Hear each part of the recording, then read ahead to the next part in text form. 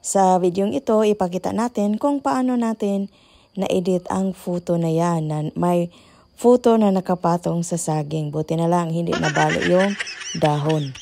Sa photong ito, mayroon tayong kailangan na saging at saka yung photo na nakaupo para ating ipatong sa saging. Okay, kailangan natin ng CapCut Editing app at i-click natin yon, i-open natin. And then, maghanap tayo ng photo na ating i-edit.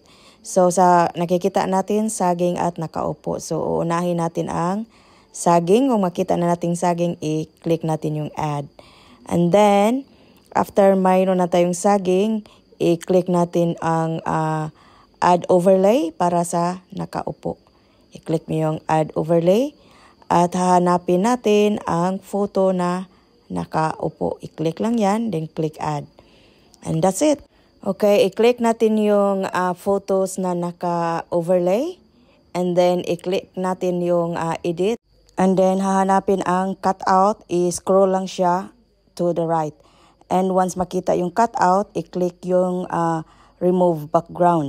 Okay, we can adjust if you wanna adjust the photo with banana, i-click mo lang yun and then you can adjust yung size niya. And then it's the same as sa photo na naka-overlay. Okay, we can adjust this now. Kung anong which angle sa photo na ating gagamitin na background.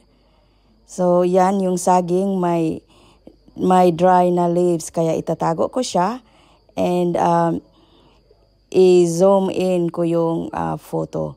And i-adjust ko din yung size sa photo na nakaupo. At i-move mo lang siya doon sa kung saan gusto mo na ilagay.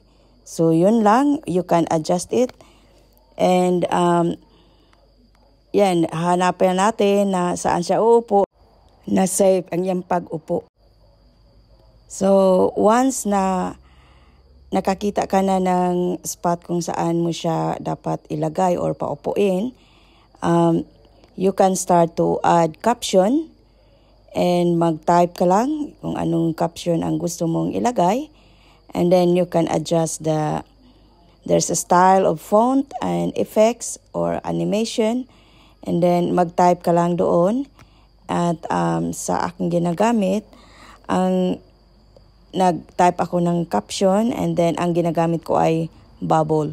So yung bubble, dapat yung font niya ay hindi siya white para mabasa natin.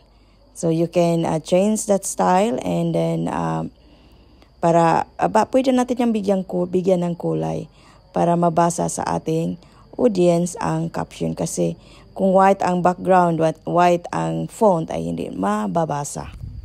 Okay, here, you have many choices sa yung font na gagamitin or yung style or effects. So, you can put effects and color yung mga font doon. So, depende na kung saan, which one ang gusto mo na ibibigay kulay sa yung caption. So, depende na sa iyo yan. And then, once makapili ka, i-click mo lang siya. Okay, we can add stickers sa ating photo. So, i-click mo lang yung sticker and then maghanap ka kung ano ang gusto mong sticker na ilagay. So, you can also adjust the size of it or position. And then, i-drag mo lang siya kung saan gusto mong ilagay. And that's it. And then, you can add another caption if you want. It's your choices. So, depende na sa'yo kung ano ang gusto mo. Huwag kalimutan na ang ilagay nating caption ay hindi masyadong malaki na hindi siya makatabon sa content. Make it sure na naka 2K, 4K ang resolution bago natin i-click yung arrow para mag-export ang ating ginagawa na content para papasa siya sa standard. At dahil photo ang aking goal sa pag-edit dito, nag-screenshot lang ako. Pinalaki ko lang ang screen dito sa editing app before